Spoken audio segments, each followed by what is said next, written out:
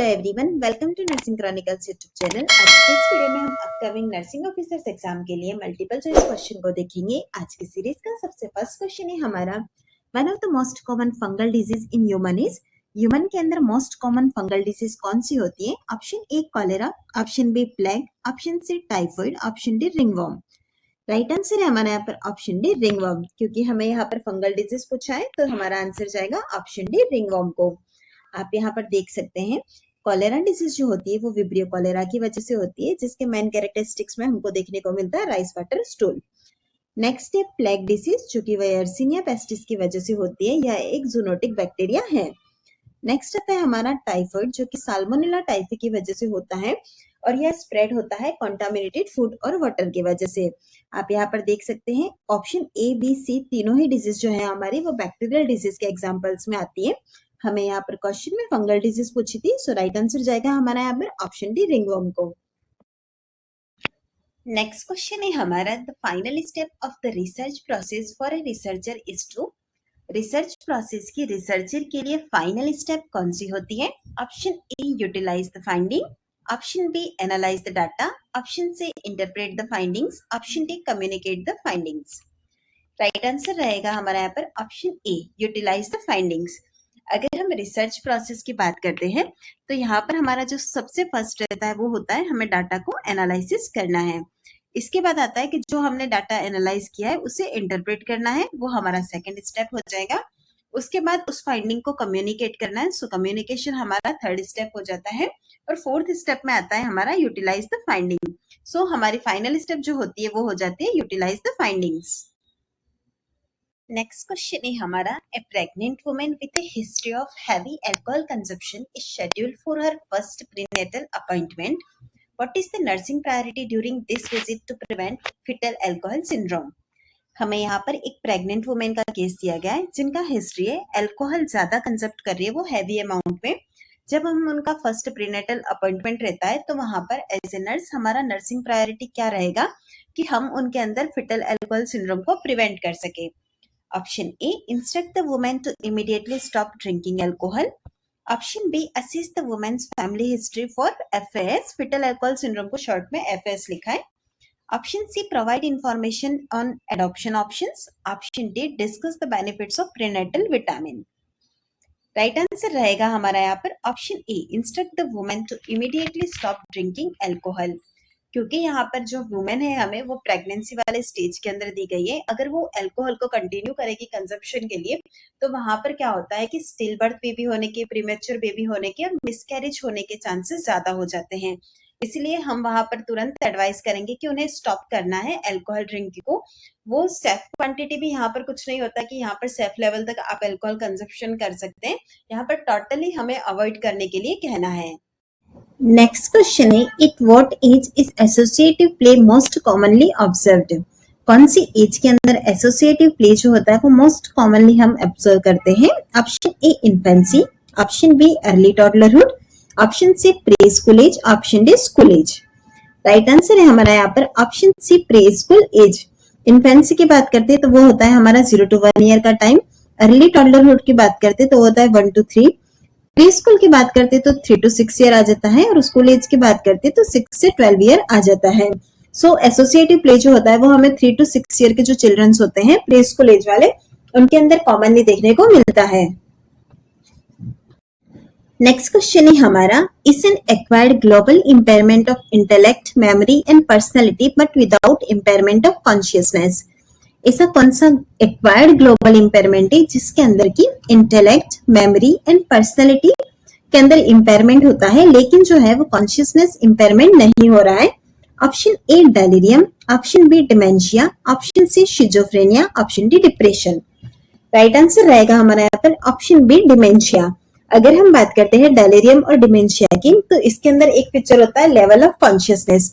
अगर हम डेलिरियम में देखते हैं तो यहाँ पर कॉन्शियसनेस जो होता है वो इम्पेयर्ड होता है, लेकिन जो डिमेंशिया होता है वहां पर अनइम्पेयर्ड होता है कॉन्शियसनेस। सो राइट आंसर है हमारा यहाँ पर ऑप्शन बी। नेक्स्ट क्वेश्चन है हमारा, applied research seeks to solve a clinical problem in which setting. Applied research जो होती है उससे हम क्लिनिकल प्रॉब्लम को सॉल्व कर सकते हैं कौन सी सेटिंग के अंदर?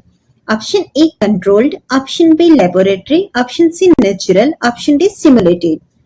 राइट आंसर है हमारा यहाँ पर option C natural. Applied research जो होती है वो रियल वर्ल्ड एनवायरनमेंट जैसे कि हॉस्पिटल या कम्युनिटी में कंडक्ट की जाती है, जिससे रिसर्चर प्रॉब्लम की स्टडी को नेचुरल कॉन्टेक्स्ट में कर सकते हैं। अगर रिसर्च नेचुरल सेटिंग में होगी तो फाइंडिंग्स भी एप्लीकेबल और रिलेवेंट होती है। नेक्स्ट क्वेश्चन है हमारा, according to Freud what is the primary conflict in the anal stage of psychosexual development. Psychosexual development जो कि फ्रूड ने दिया था, इसके अकॉर्डिंग एनाल स्टेज के अंदर प्राइमरी कॉन्फ्लिक्ट क्या होता है। Option A weaning of breast feeding, option B toilet training, option C sexual identity, option D Oedipus complex. Right answer रहेगा हमारा यहाँ पर ऑप्शन बी टॉयलेट ट्रेनिंग, क्योंकि यहाँ पर एनाल स्टेज दी गई है। एनाल स्टेज के अंदर जो प्राइमरी कॉन्फ्लिक्ट होता है वो है हमारा टॉयलेट ट्रेनिंग का। चलिए अब हम देखते हैं इसकी पांचों स्टेजेस कौन कौन सी है फ्रूट्स की। सबसे फर्स्ट आती है हमारी ऑरल स्टेज, जिसके अंदर एज ग्रुप आता है बर्थ से 18 मंथ तक। अगर प्रिंसिपल टास्क की बात करते हैं तो वो होता है विनिंग। नेक्स्ट स्टेज आती है हमारी सेकंड एनाल स्टेज, जो कि 18 मंथ से लेकर 3 to 4 ईयर तक होती है। इसका प्रिंसिपल टास्क होता है टॉयलेट ट्रेनिंग।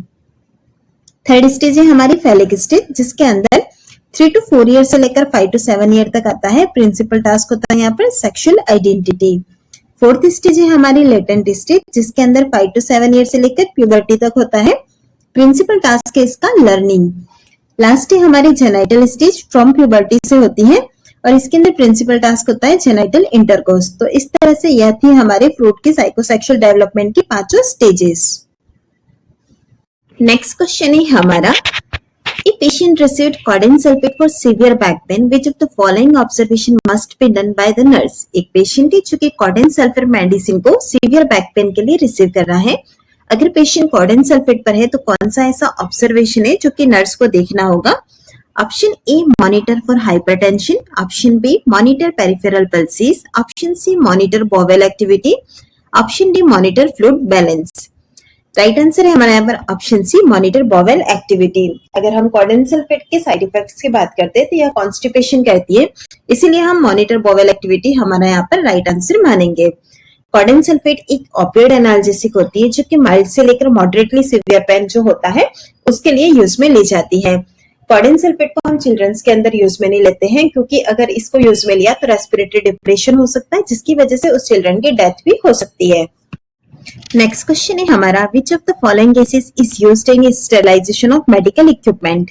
निम्न में से कौन सी ऐसी गैसेस है जो कि मेडिकल इक्विपमेंट के स्टेरिलाइजेशन के लिए यूज में रहते हैं। Option A ethylene oxide gas, option B methylene oxide gas, option C methane gas, option D ethane gas.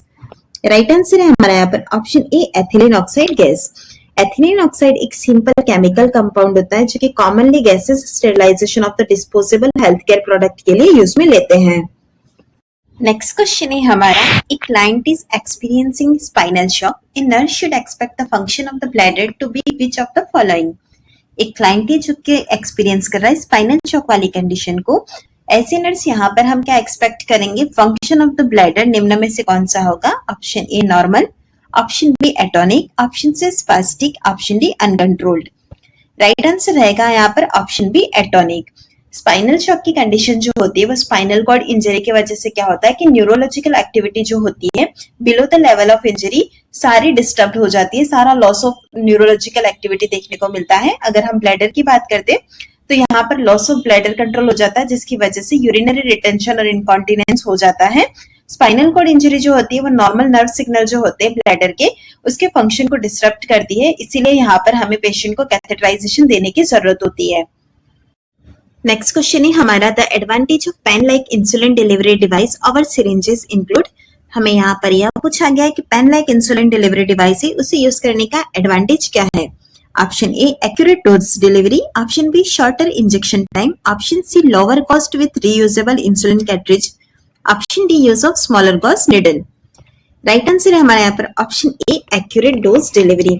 अगर हम इंसुलिन जो है वो सिरिंज की जगह इंसुलिन पेन को यूज करते हैं तो इससे क्या होता है कि most accurate amount of dose जो होता है वो एडमिनिस्टर होता है, इसी के साथ ही इसे एडमिनिस्टर करना भी इजी होता है। नेक्स्ट क्वेश्चन है हमारा, this drug is used in treating supraventricular tachycardia. Supraventricular tachycardia को ट्रीट करने के लिए हम कौन सी ड्रग को यूज में लेते हैं? Option A digoxin, option B dobutamine, option C dopamine, option D Imuran. Right answer है हमारा यहाँ पर ऑप्शन ए डिजॉक्सिन। डिजॉक्सिन के मेनली हमको 3 एक्शन देखने को मिलते हैं। फर्स्ट है यह कंडक्शन को स्लो करती है, दूसरा होता है ये कार्डियक एफिशिएंसी को इम्प्रूव करती है, और थर्ड इफेक्ट है इसका एंटी एरिथमिक इफेक्ट होता है। सुप्रावेंट्रिकुलर टैकीकार्डिया में हार्ट रेट ऑलरेडी रैपिड होती है, उसे स्लो करने के लिए डिजॉक्सिन यहाँ पर इंपॉर्टेंट रोल प्ले करती है।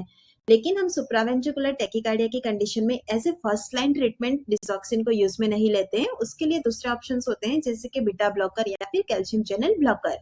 नेक्स्ट क्वेश्चन है हमारा, one of the hazards during induction of Pitocin is.